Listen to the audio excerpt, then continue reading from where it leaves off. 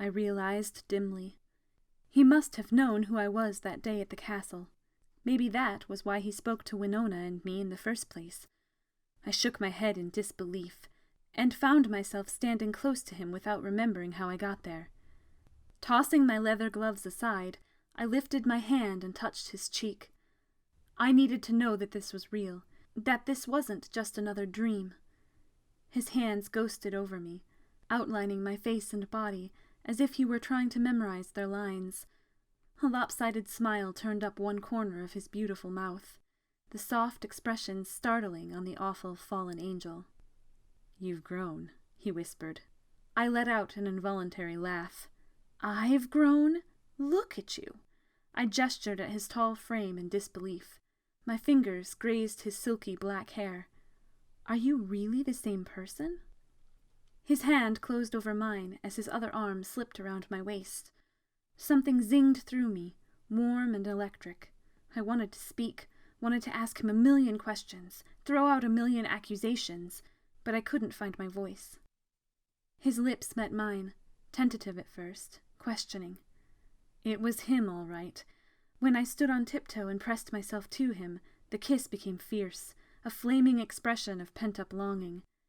Wrapped in the heat of battle, and overwhelmed by his power, I completely lost myself. He tangled his hands in my hair as his kiss deepened, exploring, dominating, pulling me from within myself. I wrapped my arms around his neck, pulling him down to me, arched like a tightly drawn bow, wanting him with every fiber of my being. He planted kisses from the corner of my mouth, down across my jaw and to my throat. I didn't protest when his teeth sliced into my skin. There was that buzz of connection, that feeling of completion again. Then he lifted his head, and I stared into the beautiful eyes of the enemy. His fangs were long and needle-sharp, and his eyes glowed with blue fire. "I'm sorry," he said in that rich voice. His hand lifted to brush my hair back from my eyes. "I shouldn't have. It's just that I've dreamed of you for so long." He trailed off, probably embarrassed at his admission. I covered the bite with my hand, but couldn't look away from his eyes. "I dreamed of you too," I admitted, my voice breathy. "What's going on? What is it that's between us?" I gave him a weary look. "Is this something you did?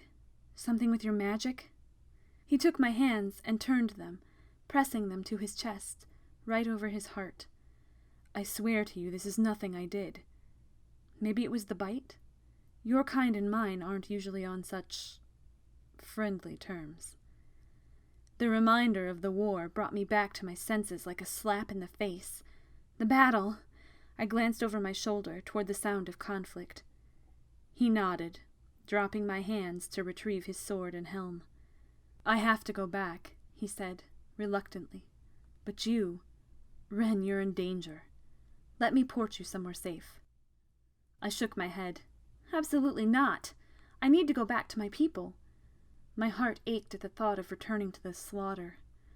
I glanced at his beautiful wings, thought of blasting them to pieces with my gun, leaving him earthbound here where he could do less damage. I felt I might vomit at the thought. He closed the distance between us, his face urgent. "Wren, your people are going to be slaughtered. If you insist on returning, you have to get them out of there." I stared at him. "What are you talking about?" Suspicion crept into my voice. Was he trying to trick me? It was clear that we were winning. Maybe he was trying to use our connection to gain an advantage. Maybe my father was right all those years ago, and he was influencing me somehow. He squeezed my hands. "It's a trap," he said softly. "The army you're fighting now, it's only one arm of our forces. The other will port in at the east end of the valley any second now, and attack from behind. Your people will be trapped and outnumbered. They'll all die." I stared at him, stunned. How could I have been so stupid? It was my first time leading the army. I was supposed to prove myself. Obviously I had failed.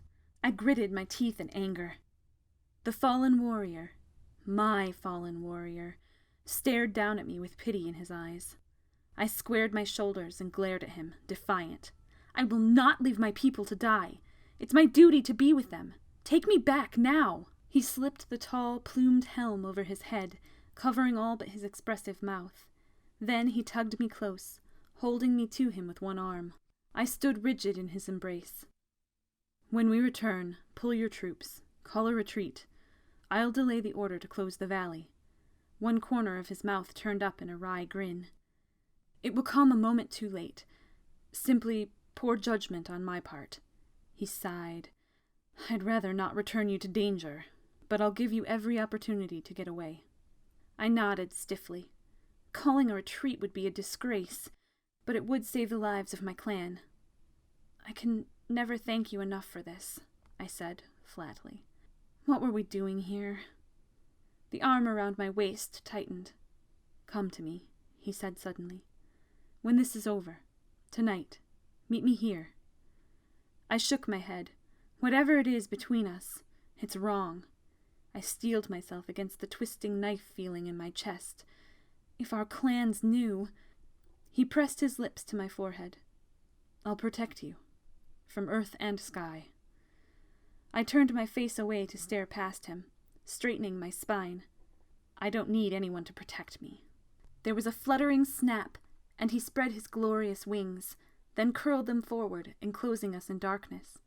Power rippled over my skin, and we ported back to the battle. He brought us to the edge of the field. Turning my back on him, I drew my pistol and dagger. I surged across the field to the center of my people, leaping over fallen bodies, shooting or stabbing anyone who got in my way. Like what you heard? Check out Earth and Sky by Kaye Draper on Amazon.com.